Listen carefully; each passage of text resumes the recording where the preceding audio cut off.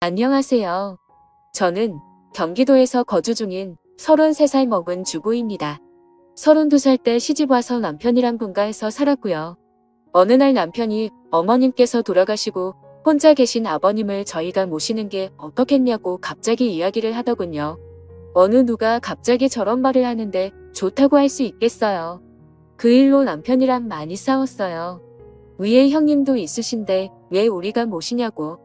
아주버님은 대기업을 다니고 계셔서 저희보다도 여유롭고 형편이 저희와는 정말 비할 수도 없을 만큼 좋습니다.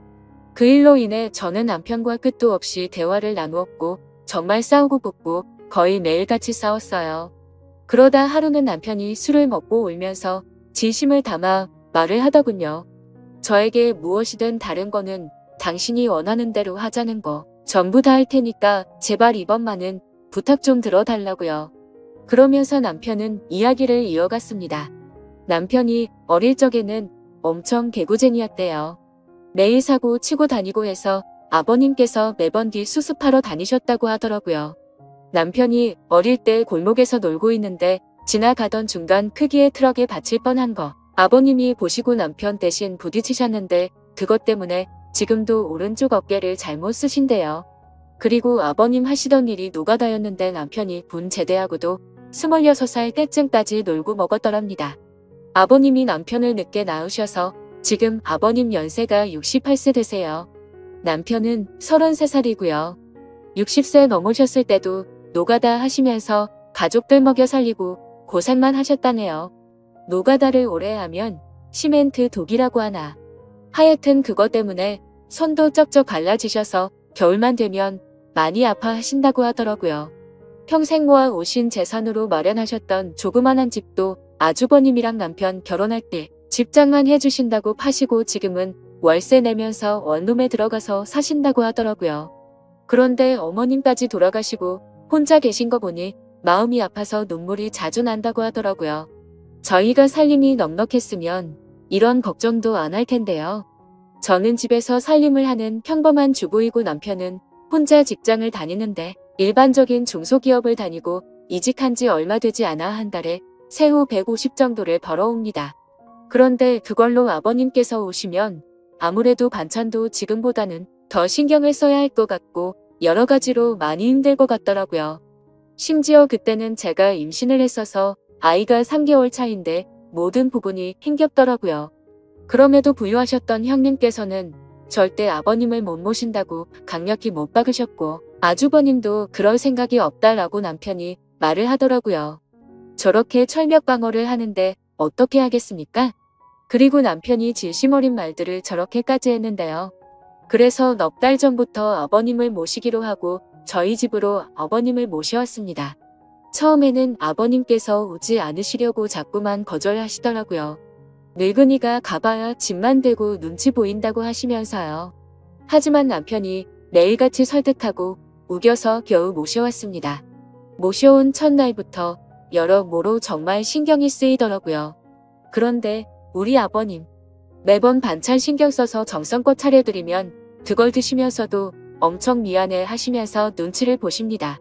가끔씩 고기 반찬이나 맛있는 음식을 해드리면 아버님께서는 드시지 않고 남겨두셨다가 저희 남편이 퇴근하고 돌아오면 남편을 먹이더라고요.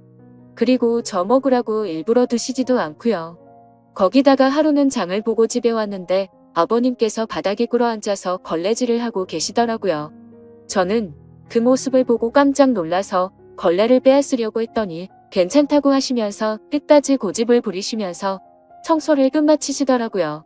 그리고 식사를 드시고 나면 곧바로 빈 그릇을 들고 가셔서 설거지도 하십니다. 아버님께 하지 말라고 몇 번을 말씀드리고 그릇들을 뺏어도 보지만 아버님은 설거지를 하시는 게 그게 마음이 편하시답니다. 제가 왜 아버님의 마음을 모르겠어요. 이 못난 며느리 눈치 보이시니 그렇게 행동하시는 거 압니다. 그래서 저도 정말 더 마음이 아픕니다. 남편이 몰래 아버님 용돈을 드려도 그거 안 쓰고 모아 두었다가 저에게 용돈하라고 주십니다. 그렇게 저희는 부유하진 않지만 서로 애틋하고 마음을 써가면서 하루하루를 지내고 있었습니다. 그런데 어제는 정말 너무 많이 슬퍼서 펑펑 울었습니다. 아버님께 죄인이라도 된 듯해서 눈물이 왈칵 나오는데 참을 수가 없더라고요. 한 달 전쯤부터 아버님께서 아침에 나가시면 저녁 때쯤 들어오시더라고요.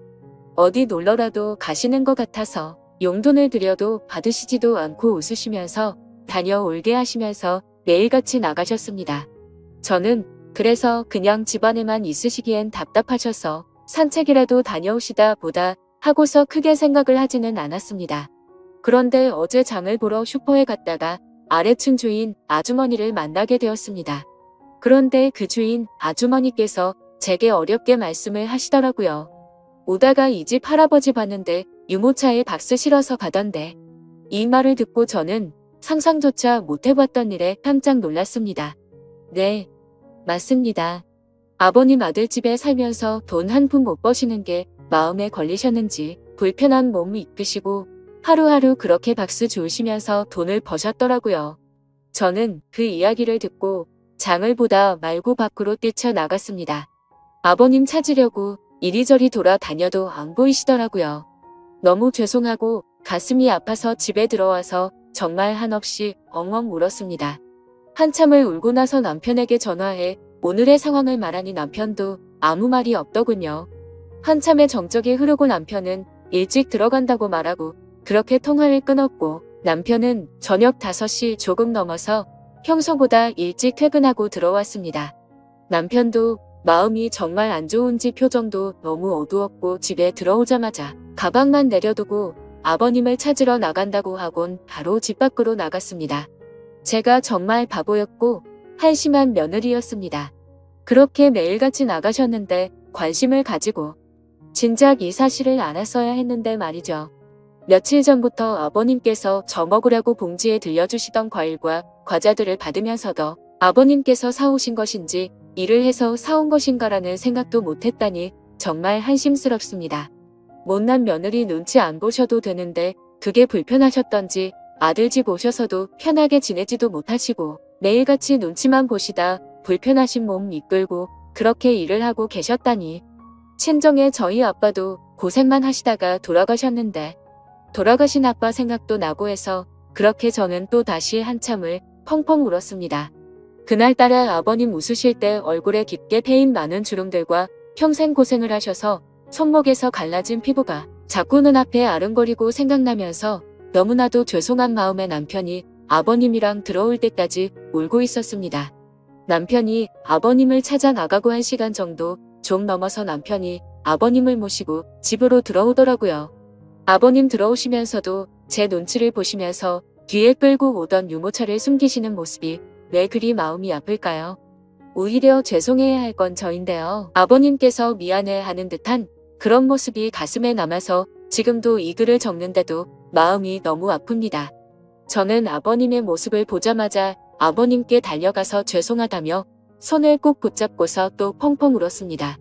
그러자 아버님께서는 매일 나 때문에 밥 차리느라 고생도 많고 편하게 있지 못하게 해서 내가 정말 미안하다면서 제 얼굴을 보면서 손을 꼭 붙잡아 주시면서 말씀하시는데 저는 눈물이 멈추지 않았습니다. 저는 그날 아버님의 손을 처음으로 만져봤습니다. 평생을 고생하시면서 지내온 아버님의 손. 심하게 갈라지신 손등과 굳은 살 베일 손에 마음이 너무 아팠어요. 방 안에 모시고 나서도 죄송하다며 그렇게 펑펑 울었습니다. 아버님 식사 챙겨드리려고 부엌에 와서도 요리를 하고 있는데도 왜 그리 눈물이 그치지가 않던지. 남편은 아버님께 다시는 그런 일 하시지 말라고 말했고 앞으로는 제가 더 열심히 일해서 벌면 되니까 그런 일 하시지 말라고 아버님께 확답을 받아냈습니다. 그렇게 이야기를 끝마치고서 3명이 오순도순 모여서 함께 저녁을 먹었습니다.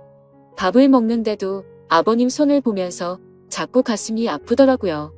오늘은 어제 일도 있고 해서 남편이 연차를 내서 쉬는 날이었고 저는 아버님 모시고 시내 나가자고 남편에게 얘기를 했습니다. 그렇게 저희는 다 같이 시내에 나갔고 날이 좀 쌀쌀해져서 아버님 잠바 하나랑 신발을 샀습니다. 한사코 괜찮다고 하시던 아버님께 제가 말씀을 드렸습니다. 자꾸 그러시면 제가 아버님 눈치 보여서 힘들어요 이렇게 말씀드렸더니 아버님께서는 고맙다고 하시면서 받으시더라고요. 그리고 집에 아버님 심심하실까봐 케이블 TV도 신청했습니다. 아버님께서 스포츠를 좋아하시는데 오늘 야구 방송이랑 낚시 방송 보시면서 너무 즐거워 보이시더라고요. 조용히 다가가서 아버님 어깨를 만져드리는데 보기보다 정말 왜소하시더라고요. 제가 꽉 잡아도 부서질 것만 같은 그런 아버님의 어깨. 지금까지 고생만 하시고 자식들 뒷 바라지 하시느라 평생 헌신하시면서 살아오셨던 아버님의 그런 발자취들이 느껴지면서 저는 또 마음이 아파왔네요. 남편한테 말했어요. 저 평생 아버님 정말 친아버지처럼 생각하고 모신다고요. 비록 지금은 아버님께서 불편해 하시지만 언젠가는 친딸처럼 생각하시면서 대해주실 때까지 정말 잘할 거라고요. 마지막으로 아버님. 앞으로는 제 눈치 안 보셔도 돼요. 제가 그렇게 나쁜 며느리 아니잖아요. 아버님의 힘드신 희생이 없으셨다면 지금의 남편도 없잖아요. 그랬다면 지금의 저와 뱃속에 사랑스러운 손자도 없을 거예요. 저 아버님 싫어하지 않고 정말 사랑해요 아버님. 그러니 항상 건강하시고 오래오래 사셔야 돼요. 그리고 2번 다시 그렇게 일 안 하셔도 돼요. 저 허리띠 쫄라 내고 알뜰하게 살게요.